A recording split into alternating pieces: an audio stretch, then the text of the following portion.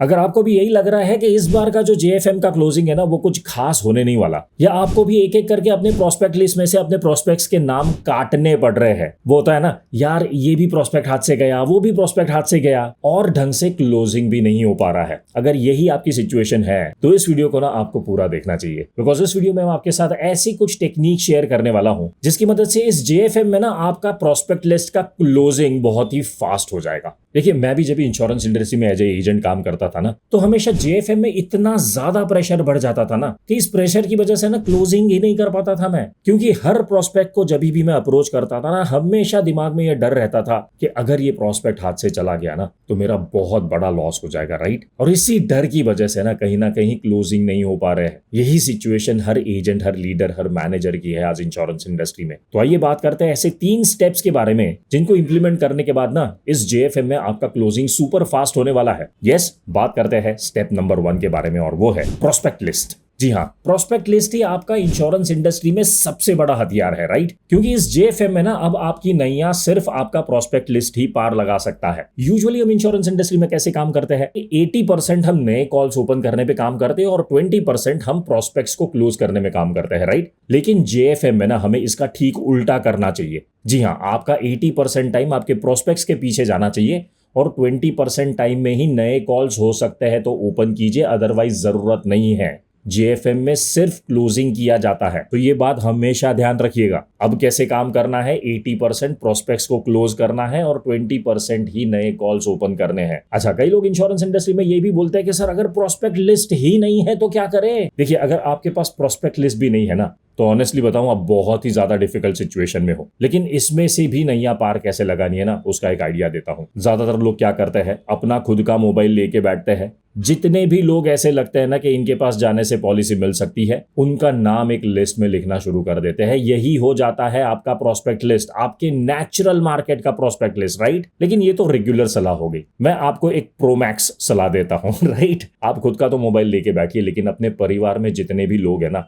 उन सभी का मोबाइल लेके बैठिए। आपके बच्चों का अगर मोबाइल है, आपकी वाइफ का अगर मोबाइल है, आपके हस्बैंड का मोबाइल है, आपके पेरेंट्स का अगर मोबाइल है, आपके अंकल आंटी, आपके रिलेटिव्स अगर उनका मोबाइल आपके साथ शेयर कर सकते हैं तो वो भी मोबाइल लेके बैठिए, उनके भी कॉन्टैक्ट लिस्ट में देखिए, वहां से भी आपको बहुत अच्छे प्रोस्पेक्ट मिल सकते हैं। अब पूछोगे कि सर वो सब तो ठीक है, बच्चों के मोबाइल में से कैसे मिल सकते हैं प्रोस्पेक्ट्स। आपके बच्चों के जो फ्रेंड्स है ना, उनके पेरेंट्स कहां पर जॉब कर रहे हैं, उनको भी तो टैक्स सेविंग की जरूरत पड़ेगी ना इन महीनों में। निकालिए नंबर, बात कीजिए उन लोगों के साथ एंड फिर देखिए कितना तगड़ा प्रोस्पेक्ट लिस्ट बनता है आपका, राइट। उसके बाद हम बात करते हैं स्टेप नंबर 2 के बारे में, और वो है बीइंग फियरलेस। जी हाँ, सोच बदलोगे तो रिजल्ट बदलेगा। इसका मतलब क्या है, सबसे पहले तो दिमाग में से ना नेगेटिविटी को हटाना है। जी हाँ, भूल जाओ जो भी सारी चीजें आप इंश्योरेंस इंडस्ट्री में नेगेटिव सुन रहे हो ना, वो सारी चीजें भूल जाओ कि लोगों को इंश्योरेंस की जरूरत नहीं है, लोग हमें अपॉइंटमेंट नहीं देते, इंश्योरेंस के नाम से लोग डरते हैं, वगैरह वगैरह सारी चीजें झूठ है। जी हाँ, अगर ये सच होती ना तो और किसी को भी इंश्योरेंस इंडस्ट्री में बिजनेस नहीं मिलता। लेकिन आपको तो पता है ना,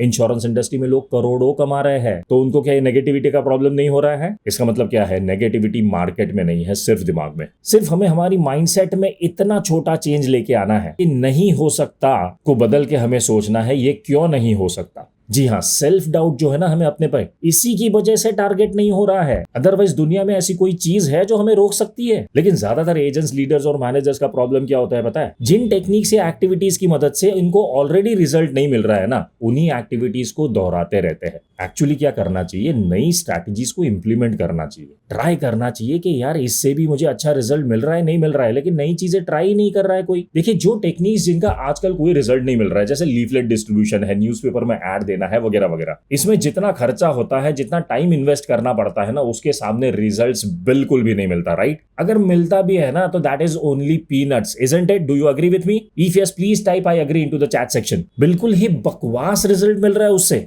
लेकिन उसी की जगह पे अगर उतना ही पैसा, उतना ही टाइम आप सोशल मीडिया मार्केटिंग पे लगाओ, फेसबुक ऐड देने में लगाओ ना, आपको 10 गुना ज्यादा रिजल्ट मिल सकता है, करेक्ट। लेकिन ये जानते हुए भी इंश्योरेंस इंडस्ट्री में कई ऐसे एजेंट्स, लीडर्स और मैनेजर है जो फिर से अगेन एंड अगेन वही एक्टिविटीज, वही स्ट्रैटेजीज को इंप्लीमेंट करते हैं जिससे कोई रिजल्ट नहीं मिल रहा है। क्या सोचते पता है, अब तो JFM आ गया, JFM में अगर मैं कोई नई स्ट्रैटेजीज को इंप्लीमेंट करने जाऊंगा तो उसका मुझे कब रिजल्ट मिलेगा। भाई मेरे, यही सबसे बड़ी गलती कर रहे हो आप, क्योंकि सोशल मीडिया मार्केटिंग और डिजिटल स्ट्रैटेजीज है ना, आपको इंस्टेंट रिजल्ट दिलाती है, यू नो दैट। इनफैक्ट मैं हर संडे को सुबह 10 बजे फ्री वेबिनार्स करता हूं जिनमें मैं ऐसी ही टेक्निक्स को सिखाता हूं जिससे आप घर पे बैठे हुए भी अच्छे लीड्स को जनरेट कर सकते हो और क्लोज भी कर सकते हो। आपको घर के बाहर निकलने की भी जरूरत नहीं है। जी हाँ, अमेजिंग सोशल मीडिया स्ट्रैटेजीज और आर्टिफिशियल इंटेलिजेंस की स्ट्रैटेजीज भी सिखाता हूं मैं। हर संडे को सुबह 10 बजे मेरे फ्री वेबिनार्स होते हैं। उनको अगर आपको अटेंड करना है तो मैंने नीचे डिस्क्रिप्शन में एक लिंक दे दिया है, उस पर क्लिक कीजिए, अपने आप को रजिस्टर कीजिए और रजिस्ट्रेशन प्रोसेस के एंड में मैंने अपने एक व्हाट्सएप ग्रुप का लिंक भी दे दिया है जिसका नाम है इनर सर्कल ग्रुप। उसमें आप जरूर ज्वाइन कर लीजिएगा बिकॉज उसी में मैं अपने फ्यूचर में जितने भी फ्री वेबिनार्स होते हैं ना उनके सारे लिंक्स उसी ग्रुप में शेयर करने वाला हूं। सो उसके बाद स्टेप नंबर 3 के बारे में बात करते हैं और वो है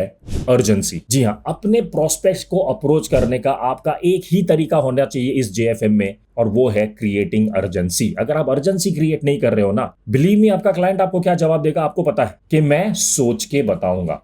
राइट? सही है, यही हो रहा है। किसी भी प्रोस्पेक्ट के पास जा रहे हो, अगर वो बंदा बोलता है आपको कि मैं सोच के बताऊंगा, तुरंत एजेंट, लीडर या मैनेजर को ये पता चल जाता है कि बॉस ये प्रोस्पेक्ट आज से गया, इसको बहुत ज्यादा फॉलो अप करना पड़ेगा। राइट? लेकिन वहीं पे अगर आप थोड़ा सा भी अर्जेंसी क्रिएट कर लेते हो ना, उस कॉल को क्लोज करने में आपको बहुत ज्यादा मदद मिल जाती है। अर्जेंसी कैसे क्रिएट करते हैं? वैसे तो बहुत सारे अलग अलग टेक्निक्स है, लेकिन बेस्ट 3 टेक्निक्स मैं आपके साथ शेयर करता हूं। पहला है लिमिटेड टाइम ऑफर। जी हाँ, क्लाइंट को बोलिए सर ये प्लान जो है ना सिर्फ 31 मार्च तक ही अवेलेबल है, उसके बाद ये प्लान आपको मिलने से रहा। राइट? Limited time offer. दूसरा टेक्निक एक्सक्लूसिव अवेलेबिलिटी, यानी आप ये भी अपने क्लाइंट को बोल सकते हो इस पॉलिसी का ना एक रूल है कि हर पिन कोड में हम सिर्फ 50 पॉलिसी ही अलॉट कर सकते हैं, उससे ज्यादा अलॉट नहीं कर सकते और मैं ऑलरेडी 48 पॉलिसीज बेच चुका हूं, सिर्फ 2 ही स्लॉट अवेलेबल है। राइट? इसको बोलते हैं एक्सक्लूसिव अवेलेबिलिटी। तीसरा technique policy term changes. Client को बोल सकते हो कि सर 31 मार्च के बाद ना इस पॉलिसी में मेजर चेंजेस आने वाले हैं, इसके टर्म्स एंड कंडीशंस चेंज होने वाले हैं जिसकी वजह से शायद आपको ज्यादा प्रीमियम देना पड़ेगा, तो अभी भी टाइम है, इसमें तुरंत इन्वेस्ट कर लीजिए। Right? So these are the 3 steps जिनको आप जेएफएम में इस्तेमाल कर सकते हो और अपना क्लोजिंग सुपर फास्ट कर सकते हो, इजंट इट? लेकिन यहां पर मुझे है ना आपको एक सवाल पूछना है, आपके हिसाब से जेएफएम में सबसे इंपॉर्टेंट क्या है? 1 आपका प्रोस्पेक्ट लिस्ट,